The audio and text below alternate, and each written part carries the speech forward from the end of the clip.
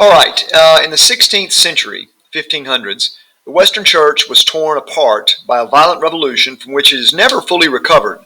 This revolution has been called the Reformation, but it went far beyond reforming Christianity. It upset it, destroyed its unified hold on Europe, challenged its authority, and disrupted it for several centuries. The causes of this revolution are many, varied, and intricate. However, the major ones may be listed broadly as the rise of European nationalism, new learning of the Renaissance, and the decline of the papacy. So the beginning of the Reformation is usually established in 1517, when Martin Luther posted his 95 Theses. However, there were other reformers and reform movements more than a century before Luther, sort of proto-Protestants. One of the earliest reformers was John Wycliffe of England. He was an Oxford scholar who eventually held most of the ideas that were later representative of the Protestant movement. His greatest contribution was the translation of the official Bible of the Church, the Vulgate, from Latin to English. He wrote the first English Bible. To facilitate the reading of this Bible for the common people, Wycliffe organized a band of wandering preachers known as Lollards, who went about the country preaching and teaching. That's a derogatory name given them by the people who didn't approve of them. Wycliffe died in 1384, but he was condemned by the Council of Constance in 1415, and as a result, his remains were unearthed and burned as an expression of this condemnation. Early Reformation in Bohemia, present-day Czech Republic, was led by John Hus, who was rector of the University of Prague. He was influenced by the writings of Wycliffe. He denounced the evils of the current papacy and drew a large following from the citizens of Prague. To raise money for various reasons, the medieval papacy had approved the sale of indulgences. So for a price, a Christian could buy an indulgence that, drawing upon the treasury of good that the saints had developed, would pay for a sin committed by the living or by the dead who were in purgatory. Huss was particularly bold denouncing this practice, and naturally led to all manner of corruption. Huss was condemned by the Council of Constance in 1415, and since he was still alive, he was burned at the stake. Now, the early Reformation was represented in Italy by the fervent preaching of a Dominican monk, Girolamo Savonarola. I think I left the V out of his name. He urged personal moral reform. Savonarola was a preacher, Dominicans were the order of preachers, to the city of Florence in the 1490s. He was convinced that Florence was facing troubled times because God's judgment on the moral laxity of the city.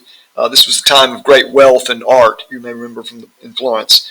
His preaching was so convincing that Florentines changed their lives and publicly burned their pornography and objects of amusement, what's known as the bonfire of the vanities. And by the way, when I say pornography, I'm talking about Renaissance paintings with nude and semi-nude people in them. The stern, very Puritan, frankly, Savonarola soon came into conflict with the loose-living Alexander VI, the Pope, who excommunicated him. Eventually, Savonarola and two of his disciples were hanged and their bodies burned. Lots of burning. Now, the most outstanding figure of the Reformation, of course, was Martin Luther of Saxony. He was born into a rapidly developing middle class of German society. Although he was reared in a very religious home, he had no intention of pursuing a religious vocation. After completing a Master of Arts degree, he began to study law and planned a career as a lawyer.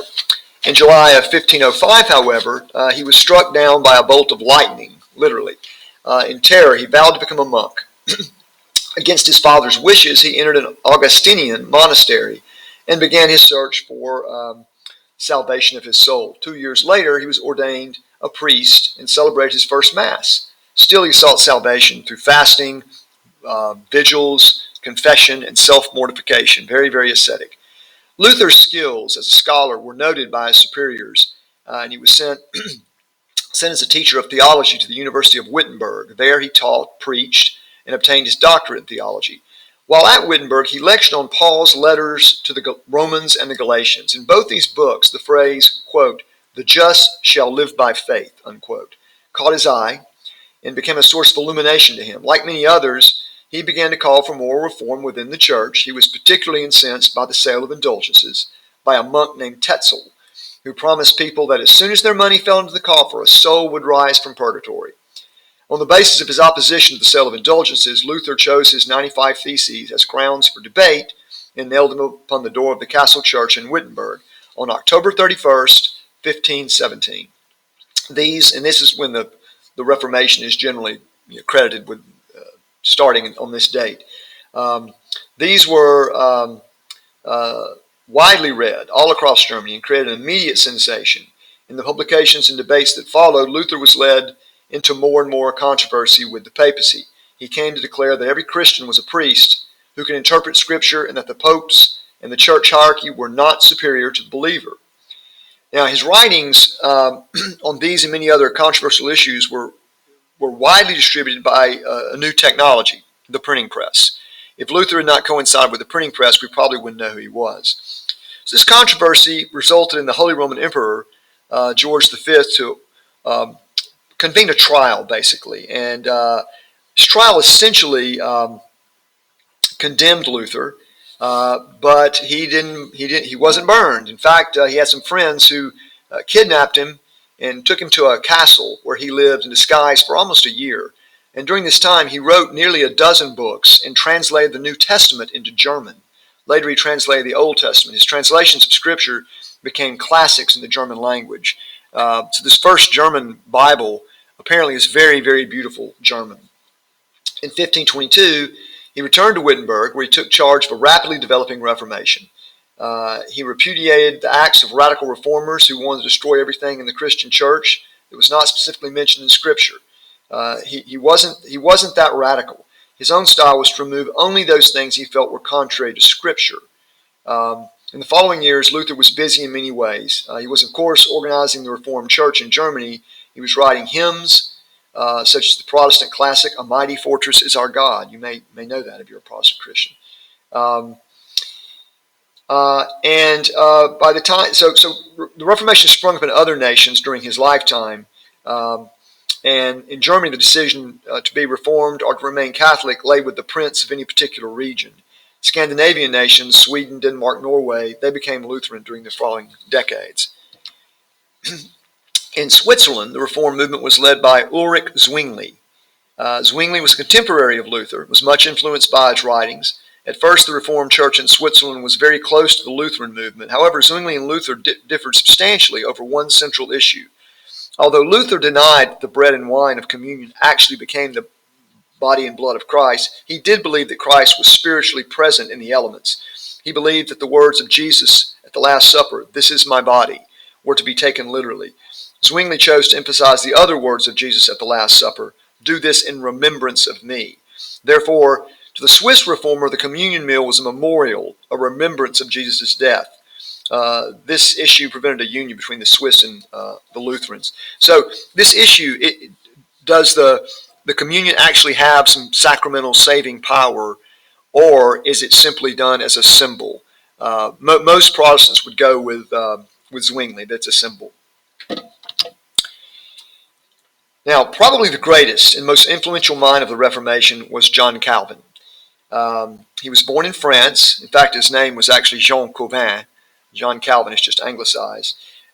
Received a classical education at the University of Paris. By 1534, he had come under the influence of the Protestant movement and made his break with the Roman Church. By the time he was 26, he had turned his incredible mind to theological matters and had written a massive book that became the classic of Protestant theology, The Institutes of the Christian Religion.